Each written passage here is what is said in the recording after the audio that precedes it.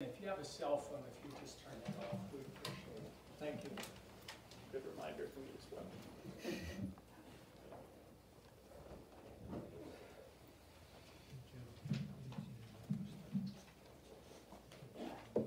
This thing on? Yes. Great.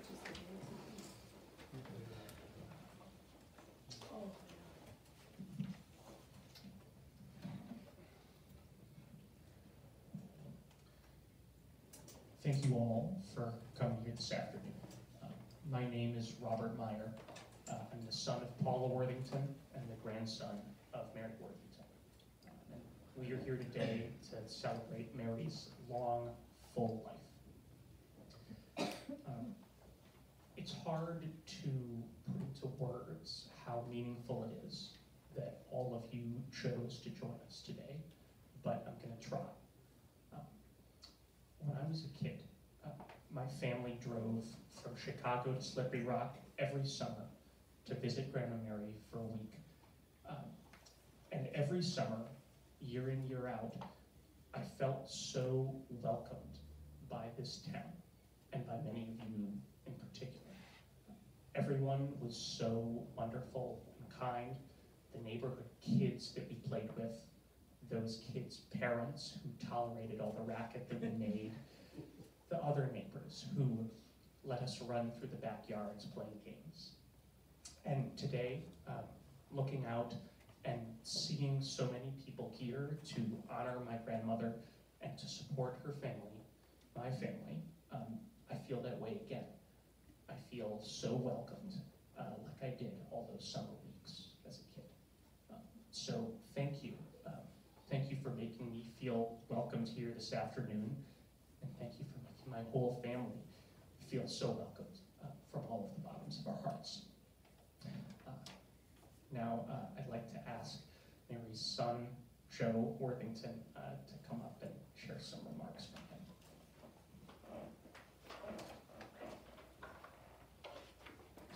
Thanks.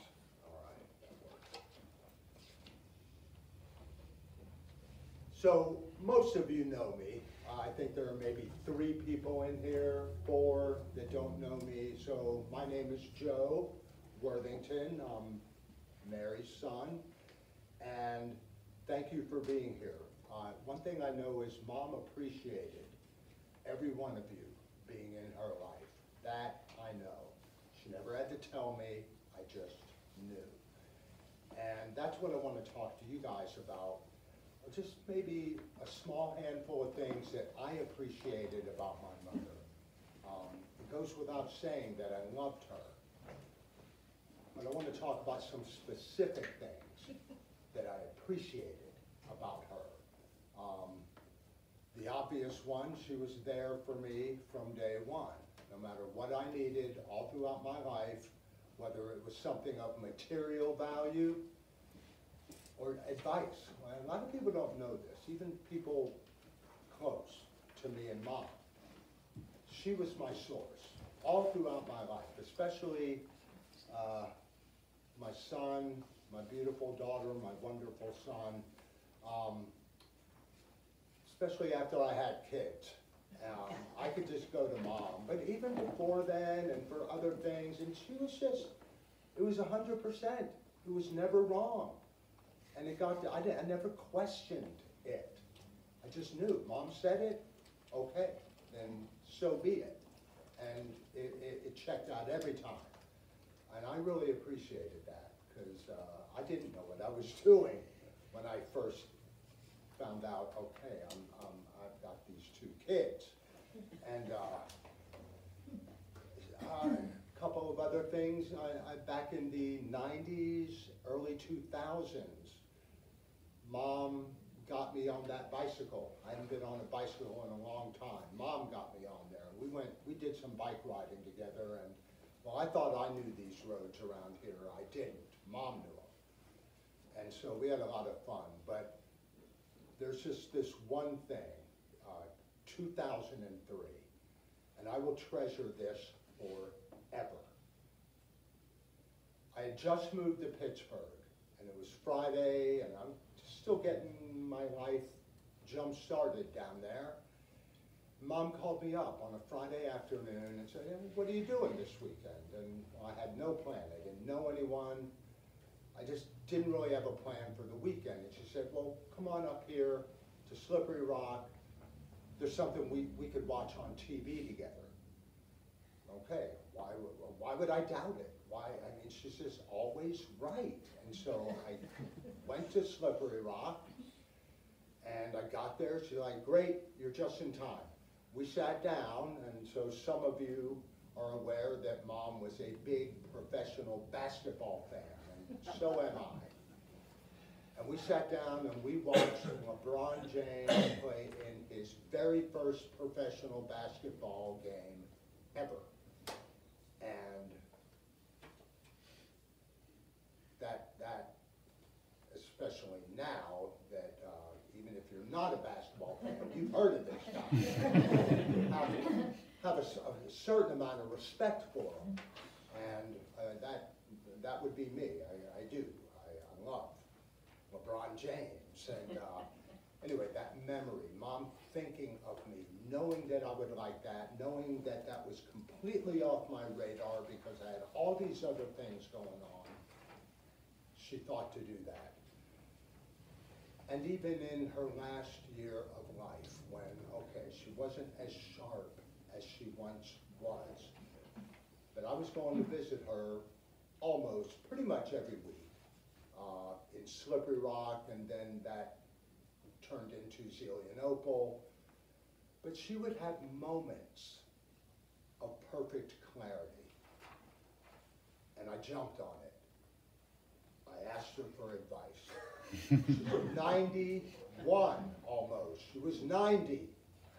And I would get that advice, and guess what? It was as good as ever.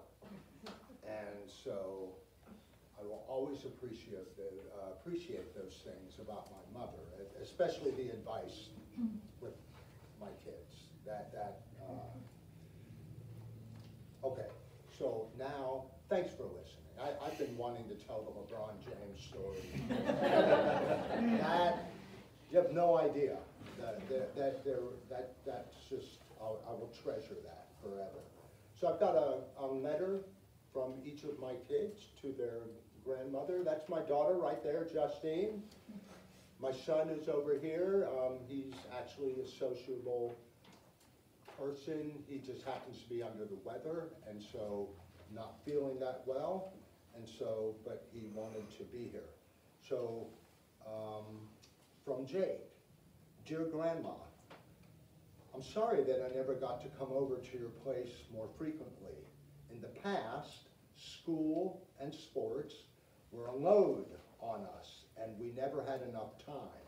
Now that you have already passed, it leaves me with guilt inside that I couldn't be there for you or moments before. I love you so very much, and I always will, just like everyone else. I will never forget the times you had spent with me and Justine. Sincerely, Jake. Right, from Justine. Dear Grandma, from helping out, raking leaves, to enjoying ice cream at your dinner table, some of my most well-known memories were there at your house up in Slippery Rock. Now that you're gone, some of these memories are going to be cherished deeply as we honor your life. You were the best grandma me and Jake could ever ask for. I never realized how lucky I was that I could come see you until it was too late and I didn't have time to say goodbye. To me, you will always have a place in my heart. Love you always, Justine. Thanks. Henry, Sarah's son. Henry is going to entertain you now. All right. Okay, that is turned on. Turned on. Yes. Nice to meet you.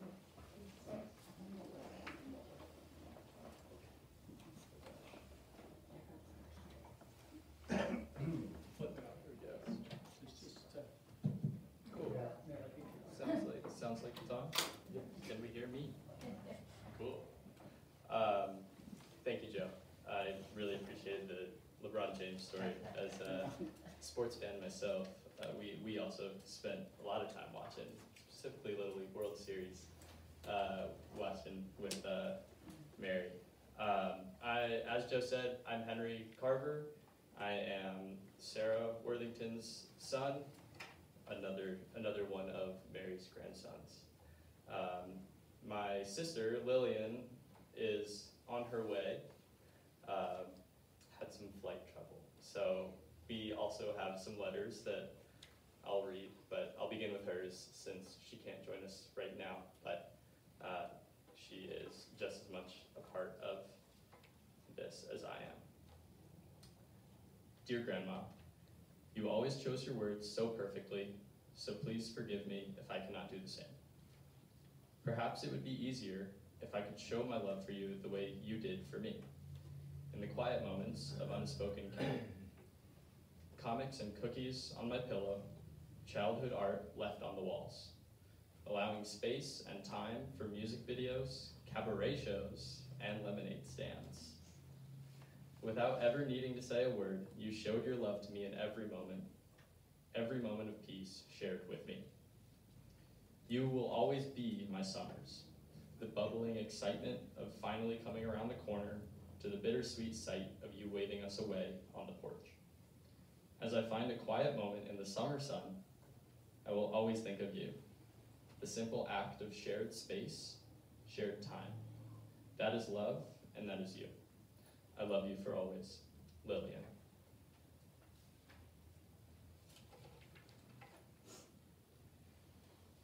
And then this one's from me.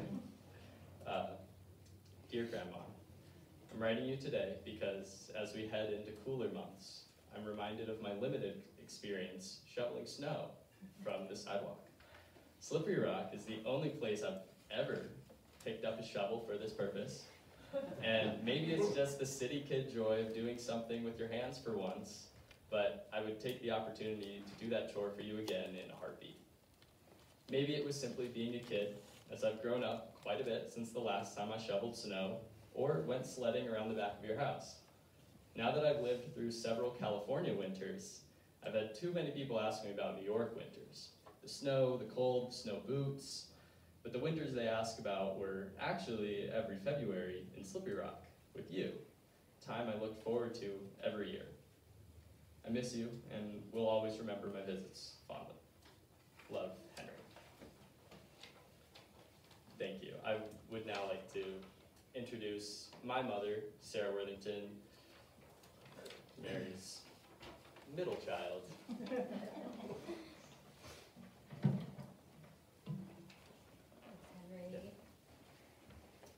I think I'm short enough to leave this right here. Thanks again. Mom worked hard. She held an unwavering belief in the value of work, even when the work was hard and not much fun. She got up every day and did what she could to make that day as good as it could be, because that's what you do. And she would often add, but that doesn't mean I have to have a smile on my face. Mom knew what was important for herself, for us, for others too. And people loved that about her. I loved that.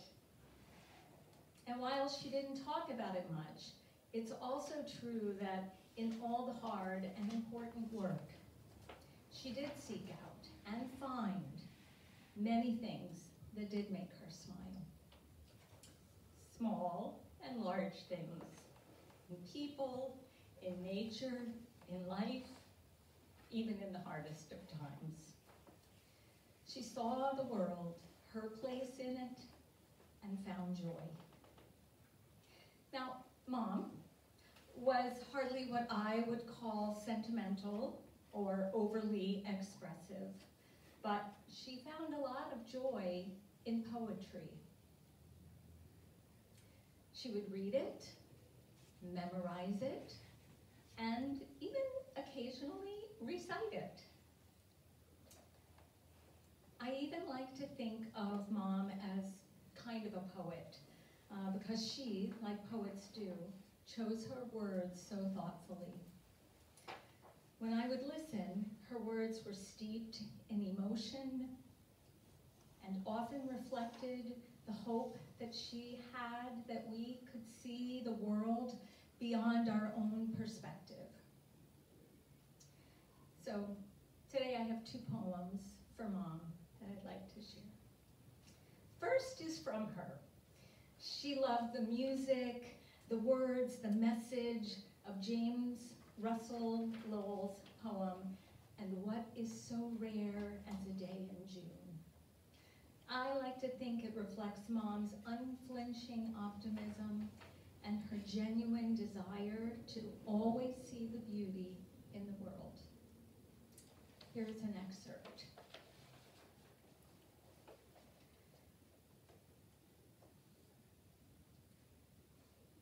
And what is so rare as a day in June? Then, if ever, come perfect days.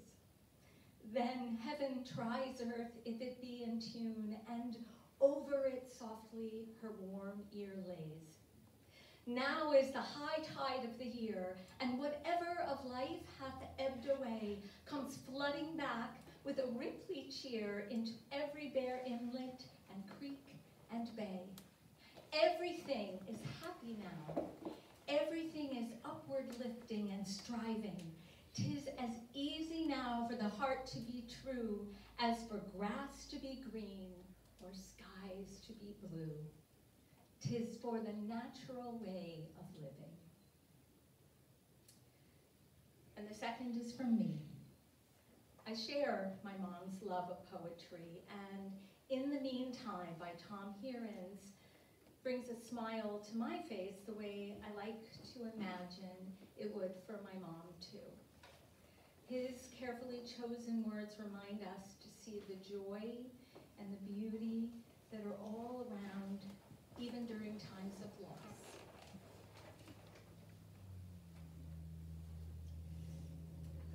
Meanwhile, flowers still bloom. The moon rises and the sun. Babies smile, and somewhere, against all odds, 2 people are falling in love. Strangers share cigarettes and jokes. Light plays on the surface of the water. Grace occurs on unlikely streets, and we hold each other fast against entropy, the fires, and the flood. Life leans towards the living, and while death claims all things at the end, there were such precious times between in which everything was radiant and we loved again this world. Thank you for letting me share those with you. I would like now to invite Robert to come back up and share his remarks for his grandma.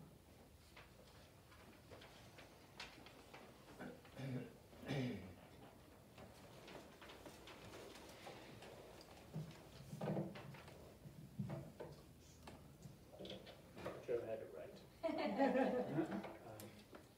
So, I'm still Robert Meyer. I'm still Mary's grandson. And I'd now like to tell you the 3 things that I'm going to remember best about my grandmother.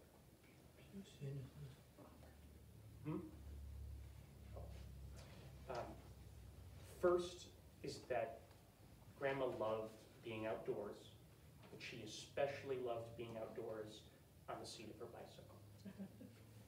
She biked for years, spending countless hours on the Rails to Trails paths near here, and she shared her love of biking with her whole family. My brothers and I went for rides with Grandma and with our mom every time we visited here.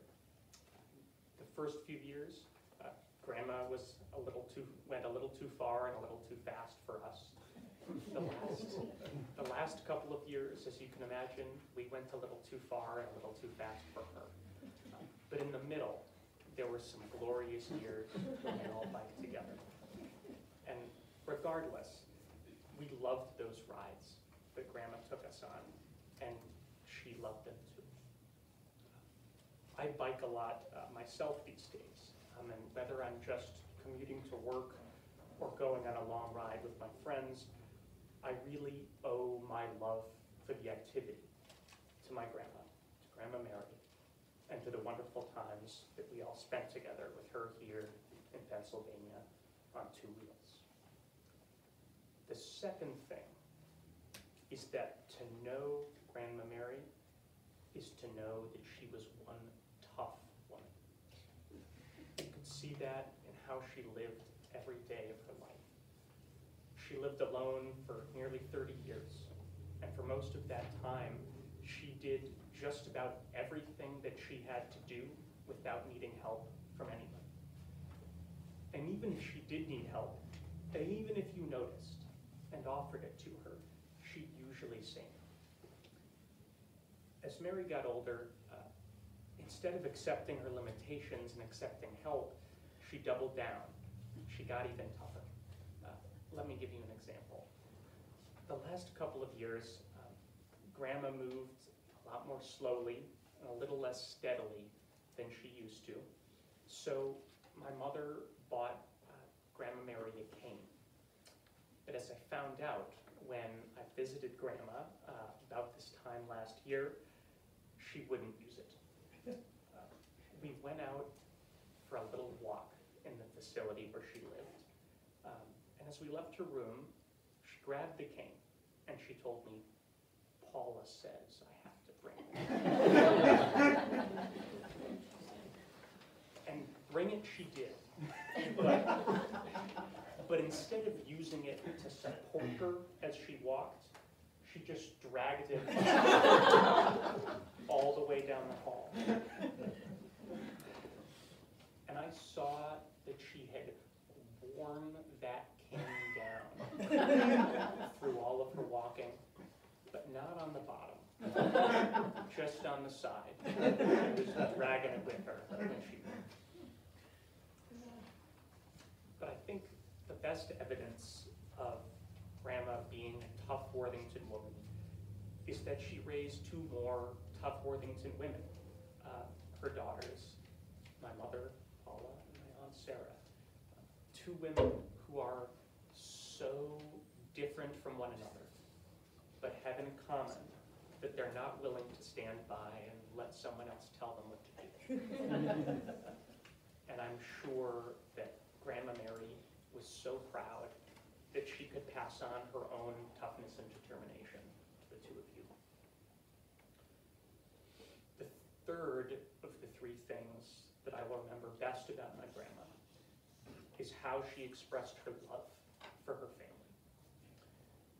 Grandma carefully followed the advice given to artists and authors everywhere, which is don't tell, show.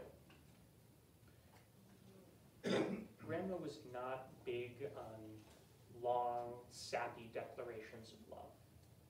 The birthday cards that I got every year were concise. Happy birthday, Robert. Nothing more. But each card came in a big cardboard box that Grandma packed by hand herself every birthday and every December for the holidays. And she filled that box with little toys, chocolates, and other sweets, all things that she had chosen herself and that she knew that I would like. When I was younger, I was more focused on shoving chocolate into my mouth before my brothers could beat me to it. But as the years have gone by, I've thought more and more about how those cardboard boxes and the labor that Grandma put into them were physical, tangible reminders of how much she loved me, how much she loved her other grandchildren too, who I know also got those boxes. For Grandma, the time and the labor spent preparing that box meant more than just ordering a gift basket and saying, Robert, I love you. And standing here today, it meant more to me too, that she showed me her love through those boxes and through many other acts over her life. For me and for all her fellow grandchildren, Grandma Mary didn't just tell us that she loved us. She showed it. She proved it. Now, my grandma, Mary Worthington, was a remarkable woman, a remarkable person, and someone I miss dearly.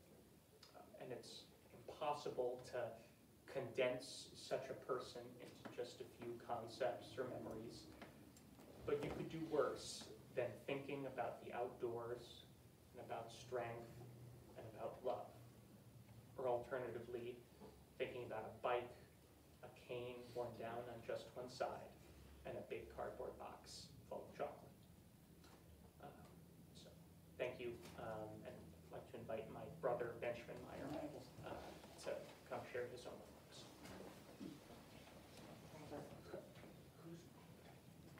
Jake.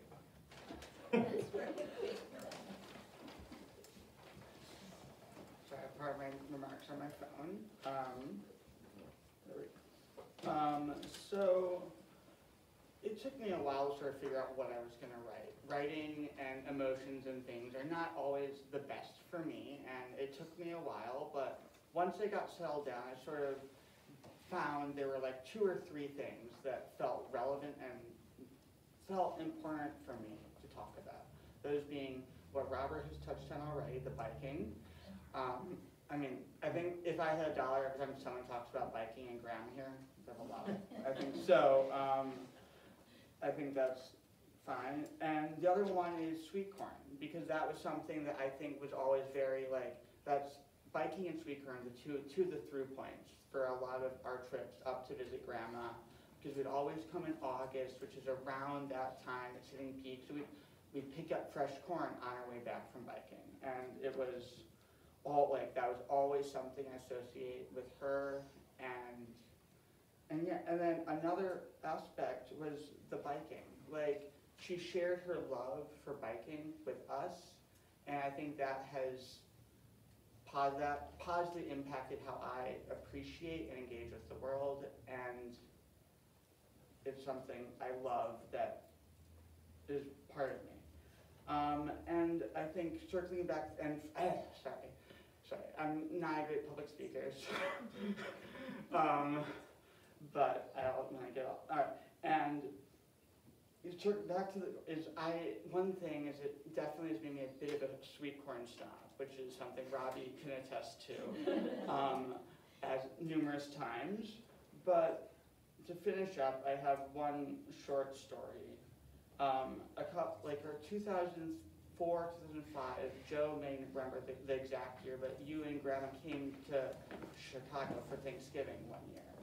And it was really great to show her, and I believe it was in Hyde Park. Someone can correct me if I'm wrong. We had a discussion about that, actually. But I remember the next day, that Friday morning, we woke up. We were going, all right, we're going to make some turkeys. We woke up, and the disappointment on Friday afternoon was palpable when we opened the fridge looking for turkey, and Joe and Mary had taken all of it on their way back at 6 a.m. on that Friday morning. And there's none left. So there we were. That was the last time we had her over. All right. Now I think Jacob is up next.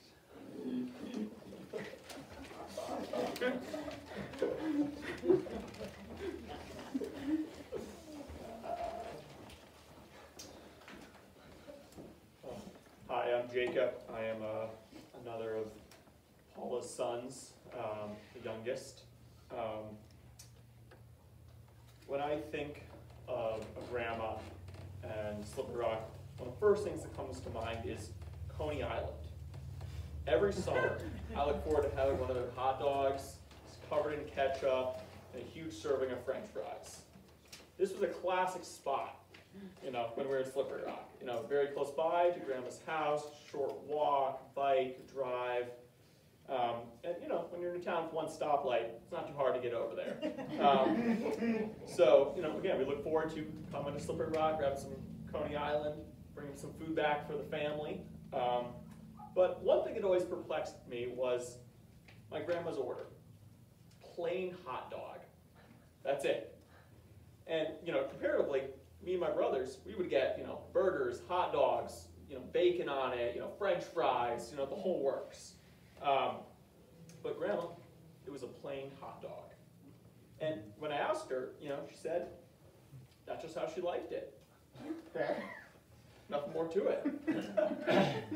It didn't really occur to me until I was older, and started living on my own, having my own life, that Grandma really enjoyed the simple pleasures in life.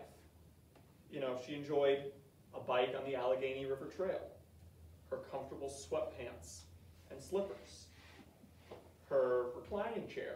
A lot of iconic photos of her in the reclining chair in front of the TV, watching some LeBron James or any other, sporting event. Her peaceful nights on the porch with a glass of sherry, just simple things. And again, it was those simple things that made life, living for her.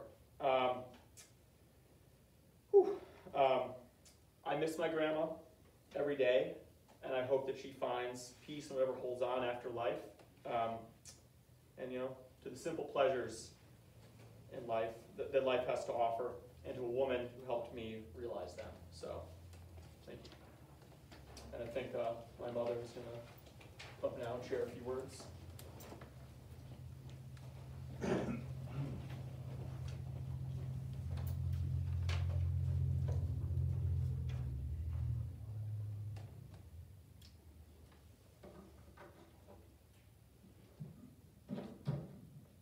Okay, is it on a little bit?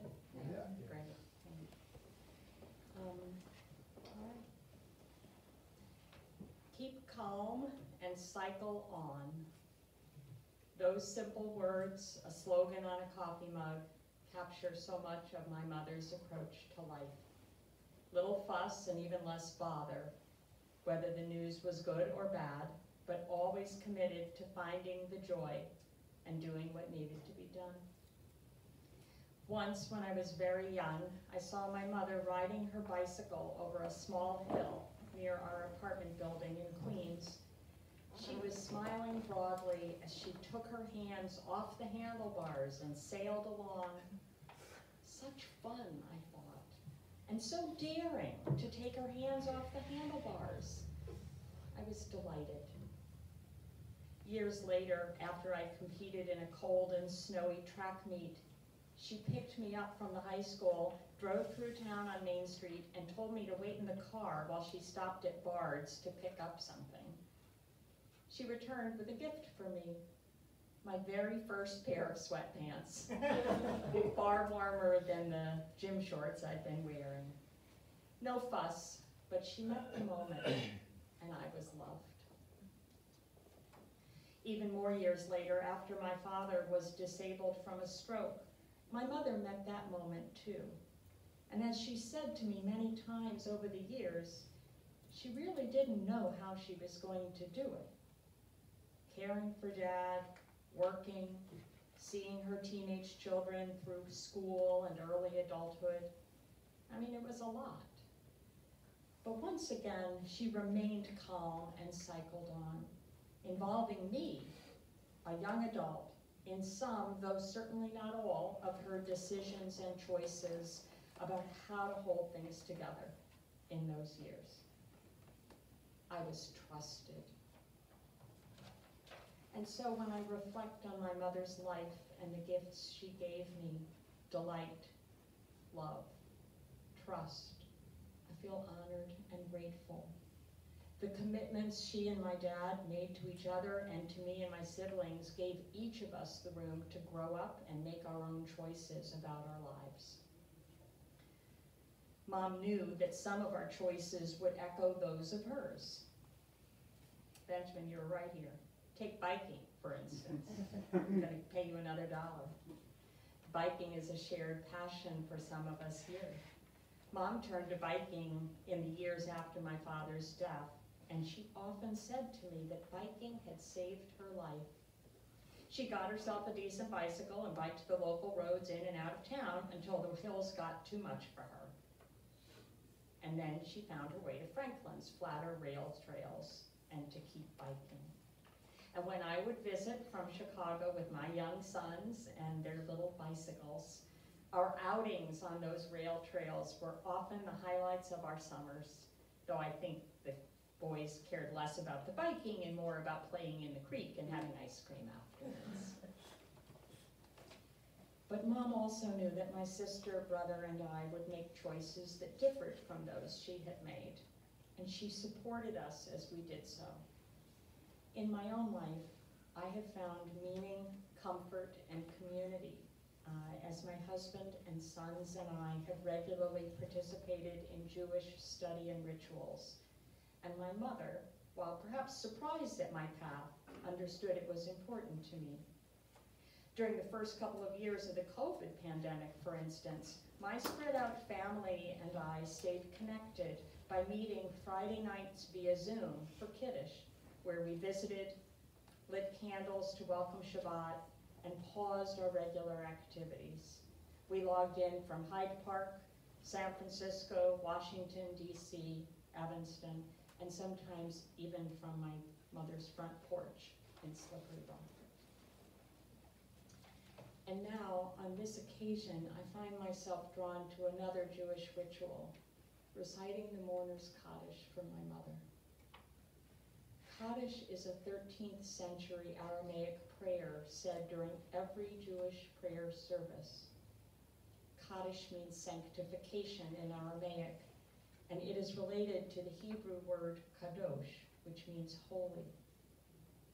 By reciting this prayer in the presence of others, we share our awe of the divine, even in the face of our great loss and sorrow. I'd like to invite my husband and sons to join me in reciting Kaddish for my mother.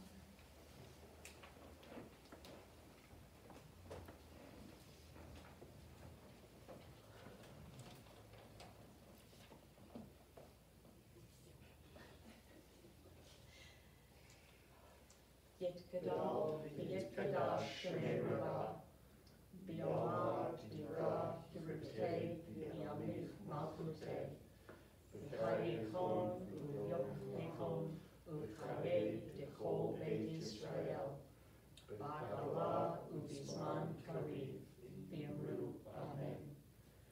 Yehei shemei rabah, mevarach, le'olam, olamei, alaya, Yitbarach, v'yishtabach, v'yitpa'ar, v'yitramam, v'yitnaseh, v'yithadar, v'yitaleh, v'yitalal, shemei kedusha, v'refu. Le'olam, min kol birkata, v'shirata, tushbifata, v'nechamata, damaram, v'yolam, v'yamru, amen. Yehi shloma rabba, min shemaya, V'chayim aleinu, v'yokol Yisrael, v'yamru, amen. Oseh shalom b'miramav, u'yaseh shalom, aleinu, v'yokol Yisrael, v'yamru, amen.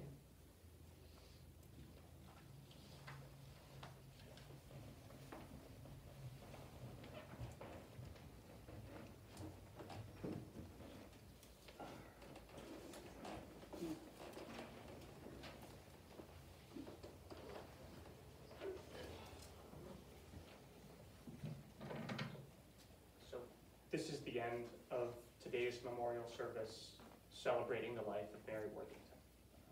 Though I know that for many of us, we will celebrate Mary's life to the ends of our own. Mary's family is now headed to the house where Mary lived for many years, 321 Center Street, and we'd love for you to join us for food, drink, and some stories about Mary, true or otherwise. Thank you all so much for coming.